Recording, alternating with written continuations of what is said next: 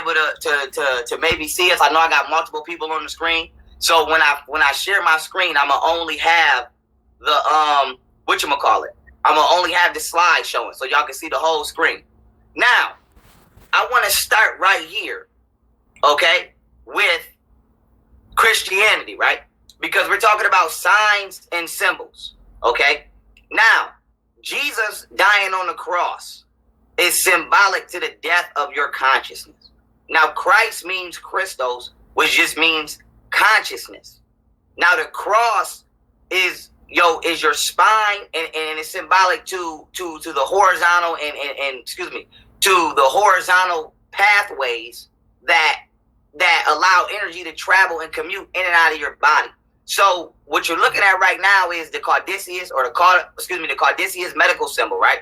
Now we see this symbol used not only in the medical world, but we see it used by the Egyptian deity Thoth, which it was then plagiarized and used by Hermes in Greek culture.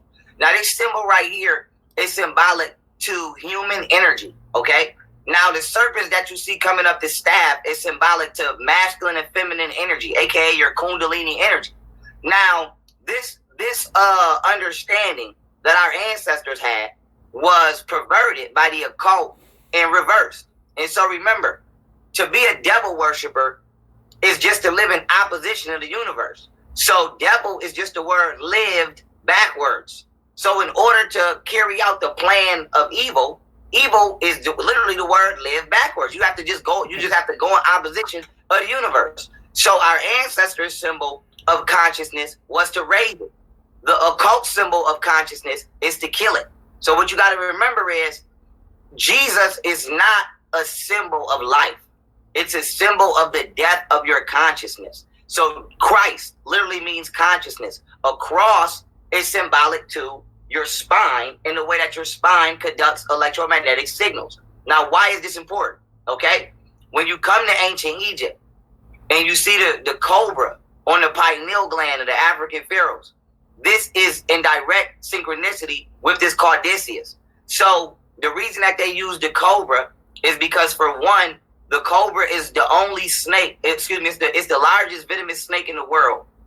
And it's the only snake that can look a 6-foot man in his eyes. And it can stand up straight without any arms or any legs. And so the cobra by our ancestors was considered an animal that represents inner strength. And the cobra on the pineal gland was symbolic to you activating that inner strength spiritually. And so once your Kundalini energy circumnavigates up your spine, as you can see, it pushes through your 4th ventricle and your 3rd ventricle of your brain, and it actually pushes it open like a door. And it allows a melanated liquid substance to release out of the 3rd ventricle of your brain, and it kind of coats your brain in a substance that actually amplifies the megahertz frequency of your brain and makes you more spiritual and psychic. And so what these invaders did was, when they came into Egypt, they literally took this science and they perverted it and reverse engineered it to kill you. And so now, why is this important, right? They say, you hear people use terms like, okay, whatchamacallit, somebody put a hex on me, or, somebody had cast a spell on me. And a hex just means to stagnate your energy. See, now when you're looking at a cross, which is symbolic to the human energy field, you have to implement sacred geometry, because you got to remember, the square and the compass is to measure what? Geometrical symbols. So we know that the occult is not just dealing with basic geometry, it's dealing with sacred geometry. And so when you're dealing with sacred geometry and you understand the science of geomancy and bioenergetics and all of that, you know that in sacred geometry, a cube is called a hexahedron. And a cube is a confining angular frequency. For example, squares contain energy. When you give somebody a gift, you put it in a box. When you when you go to jail, they put you in a cell. It's a box. When you buy somebody a gift, you put it in a box. A square does not allow energy to freely flow. Energy has to make it an abrupt stop and then find another direction. And so this is why the understanding of energetic patterns and the way they flow according to angles is important, because in sacred geometry, when you open up a cube, okay, it's called a hexahedron net. So if you want to look at three-dimensional shapes opened up, just type in the name of the shape and then search net. And you can get a whole book on it. I got it. And now, why is this important? Masons tell you that they go up to 33 degrees. But what do we know about 33 degrees? At 33 degrees, energy is still. Water neither boils or freezes at 33 degrees. It becomes stagnant. So once again, when somebody say think outside the box, they're literally telling you to think outside the hexahedron. And so what these people did was they came to Egypt, they reverse engineered our spirituality, killed it, okay? And then they created a book that would keep ushering in the death of your spirituality. And what do we know about books? Well, the definition of a book means to detain, literally. For example, when you go to jail, what do the police say? We just booked them. So the word book means to detain.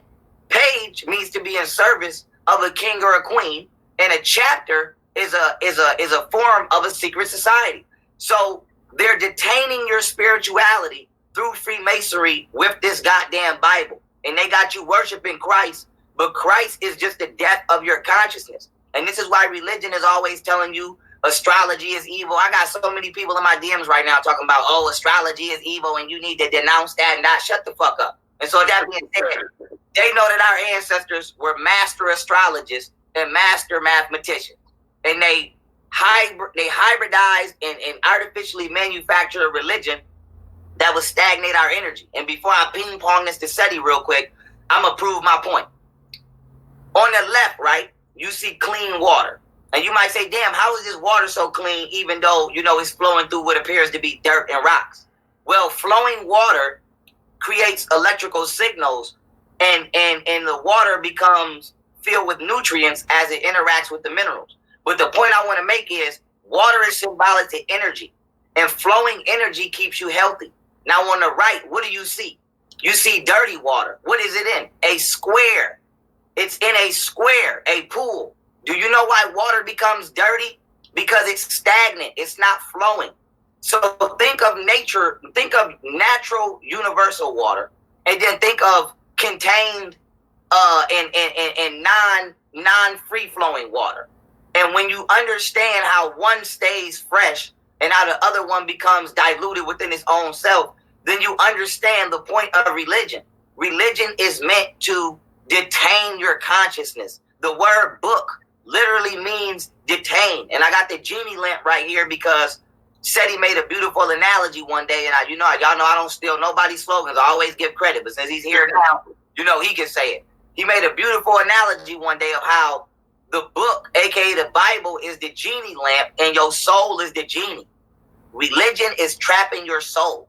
And with that being said, whatchamacallit, I'm kick this to the general and I'm gonna put this on pause and I'm gonna let him share his screen and we're gonna continue to tap in to specific secrets of the occult. And so I have an entire lecture on this. He has entire lectures on this. I'm not gonna give y'all my whole lecture now, but I'm gonna just keep tapping in so that y'all can understand. And one more thing I do want to show before I go is this. Okay, because a lot of y'all have a hard time with coming to terms that the Bible contains demonic figures. This book right here that I'm blowing up, Demonology, was written by King James. Now, why is this important? This is the same King James that wrote that damn Bible. So King James is a Freemasonic Satanist. And he was commissioned by Queen Elizabeth to reconstruct the Bible to fit their agenda that they already had going, but just in a different language. So what y'all got to remember is before the Bible was written in English, it was written in Latin. And when the Anglians, aka the Englishmen or England, decided they wanted to come to the Western Hemisphere, they had to remix their book in a language that they can take with them. So what I want y'all to understand is the Bible is damn near the same book. Well, it is the same book that they use in the House of Satan, but it's just made more comfortably for you so that you don't realize it. And with that being said, now I'm gonna tap back in and I'm gonna let the general do his